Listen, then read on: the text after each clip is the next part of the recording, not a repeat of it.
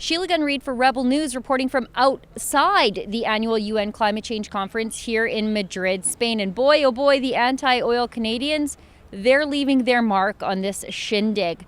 Fresh off her September win of a $2 million U.S. multi-year grant from the American environmentalist group, the Climate Breakthrough Project, Canadian anti-oil sands activist Tzeporah Berman, she's here in Madrid, Spain at the UN Global Warming Conference too.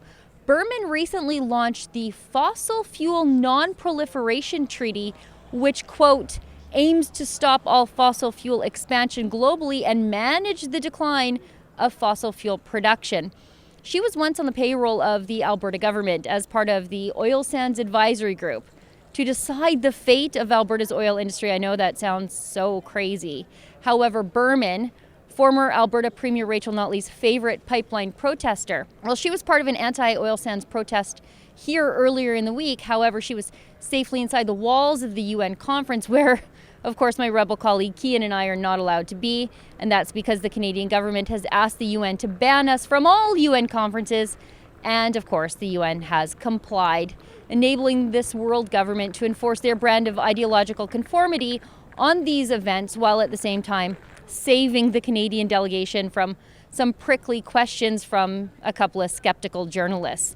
Anyway, we were able to find some social media posts about Berman's protest, and we can see that she attended with that inconsequential Green Party leader, Elizabeth May. They were both there as part of an Indigenous climate action demonstration against Teck Resources' Frontier Oil Sands mine near Fort McMurray. It could be a $21 billion project that will employ 7,000 people during construction and another 2,500 during operations. The project will offer $70 billion in long-term revenue over 40 years. But here's the greatest irony. These people are protesting the jobs of Indigenous people on the ground in Fort McMurray. Teck has signed agreements with the Métis locals of Owl River, Willow Lake, Buffalo Lake, Athabasca Landing, Conklin, Lakeland, Fort Mackay, and Fort Chipewyan. In fact, there are 14 agreements in all signed with the local Indigenous leaders. The agreements respect Indigenous rights while offering jobs and job training to the locals and contracts to First Nations-owned businesses, while also protecting Indigenous traditional land use. These Indigenous climate action protesters don't represent the Indigenous people affected by Teck's new mine, but they don't mind allowing the international media to believe that they do.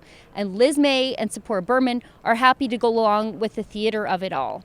The Indigenous Climate Action Front Group and their ultra-privileged white enablers have flown across the world to this UN party to protest the futures of other Indigenous people and the locals in Fort Mac who support Teck and have negotiated a better way for their people. But since the anti-oil folks are inside this luxurious conference and the people who support the oil sands are being kept outside, the UN is making sure the world only sees one side of the narrative. For Rebel News, I'm Sheila Gunn Reid.